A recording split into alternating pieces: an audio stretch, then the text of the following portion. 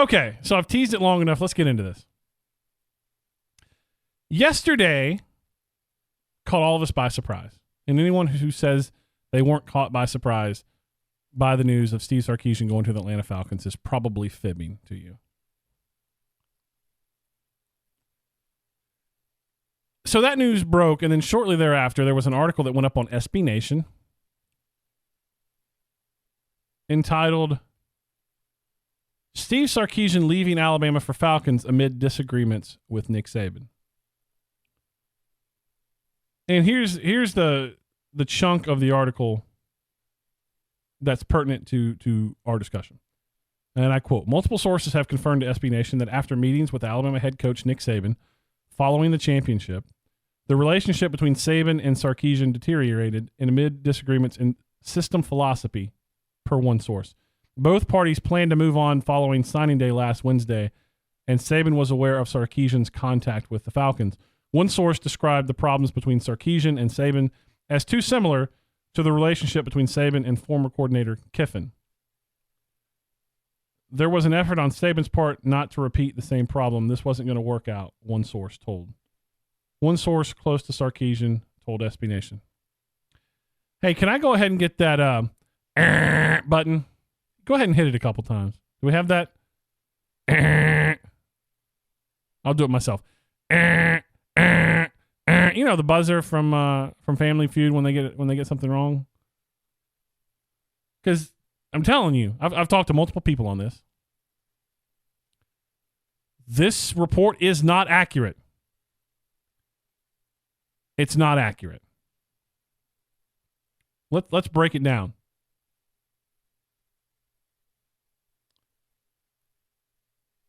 Their relationship had not deteriorated. There was no disagreement in system philosophy, for the most part. There was no plan for both parties to move forward after National Signing Day. Saban and Sarkisian's relationship was nowhere near what Saban's relationship was with Lane Kiffin. That's just not true. And it was said by someone who doesn't have a good handle on the situation. Not true. Was not true. And then just look at it from a practicality standpoint, a common sense standpoint.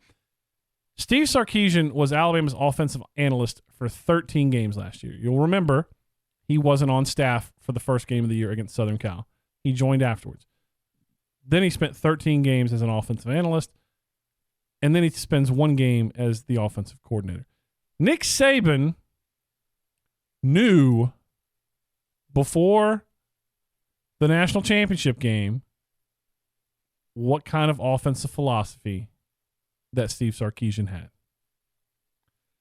This wasn't a situation where Nick Saban was blindfolded and then suddenly learned Sarkisian's offense during the national championship game. I'll also point out that wasn't a real indicator of Steve Sarkisian's offense anyway. There wasn't time to do anything radically different. You weren't going to change what you were doing midstream.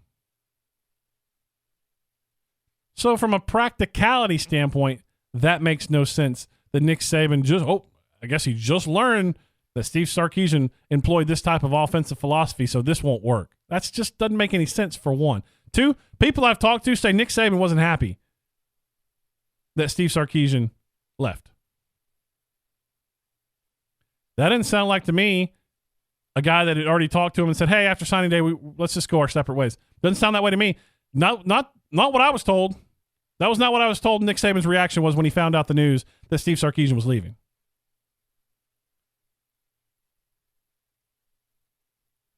So I find fault with the report because I don't think it's accurate. Bigger than that, once this report is out there, it gets aggregated by every other news site out there. I wish I could go all go to your computers and delete Saturday Down South. I'm tired of you punting them in my Facebook feed.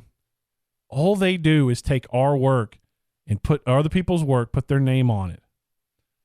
Aggregators took this story from SB Nation, aggregated it all over the country last night, and now that's going to go down as fact.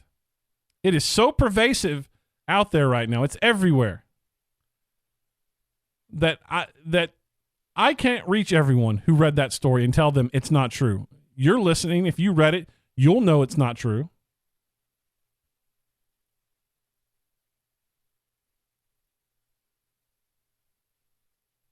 But all those other people who just read what they believe, that's going to go down as fact in history. There'll be people 20 years from now who will be talking to each other in a bar and say, hey, remember that time that Alabama had an offensive coordinator for one game and then they didn't get along, so Nick Saban got rid of him?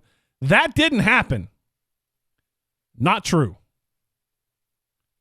We all get stuff wrong from time to time from sources. I don't know what the vetting process is at SB Nation, if they have to have things from multiple sources. I do. Not every news organization's standards are the same. But the fact that this was aggregated as much as it was, it's just not true. It's not accurate. It's not an accurate depiction or representation of that relationship, and certainly not accurate to what I've been hearing. But what would I know? I only cover the team on a daily basis. The people who wrote that story never once seen him around Alabama. Okay. They probably know more about Alabama's relationship between Nick Saban and Steve Sarkisian. That's fine. Not true, but fine. Believe what you want.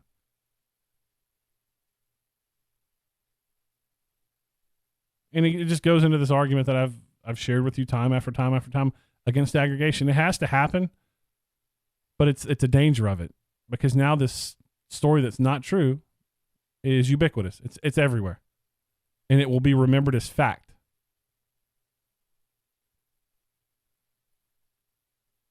Judging by the people that I've talked to, Nick Saban was not thrilled that he lost his offensive coordinator. That doesn't sound to me like a head coach who had sat down and agreed that let's just go our separate ways after National Signing Day.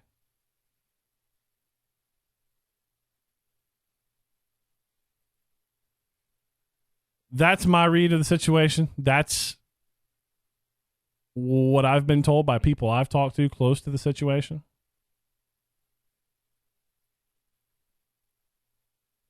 Steve Sarkisian was not run off. That's fact.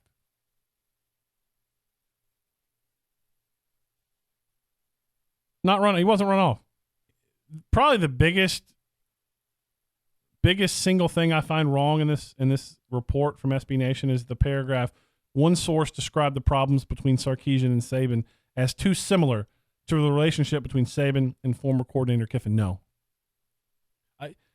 When I write my book one day, I'll spill all this stuff, but no. The relationship between Nick Saban and Lane Kiffin wasn't great. I'll leave it at that. There is no way that Sarkisian's relationship with Saban was anywhere close to that.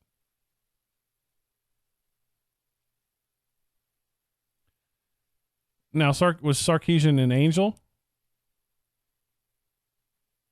in that relationship? Did he put the question for me comes down to more, was Sarkisian perfectly comfortable in Tuscaloosa? I don't get the sense that he was. I don't know him well enough to make that call, but my read of the situation, he wasn't 100% comfortable, but he hadn't been in that role for an awfully long time either. But people searching to make some big rift of the Alabama people working for Nick Saban are reaching too far. The guy's going to work for the Atlanta Falcons, the team that should have won the Super Bowl, the team that has Julio Jones, Matt Ryan, Devontae Freeman, a great offensive line. They got a lot of weapons. Oh, by the way, an assistant coach in the NFL is a lot easier lifestyle than an assistant coach in a college program, especially one working for Nick Saban. It's a quality of life issue, too. Oh, by the way, it's probably a money issue, too. As I reported yesterday on Tidesports.com, Sarkisian was set to make $1 million a year. I don't know what NFL offensive coordinators make, but they might make more than $1 million a year. So you're talking about probably more money and a better quality of life? Yeah. I think people are reaching way too hard and way too far to try to make this a story about Alabama. Shocker. That never happens, right? But it's just not true.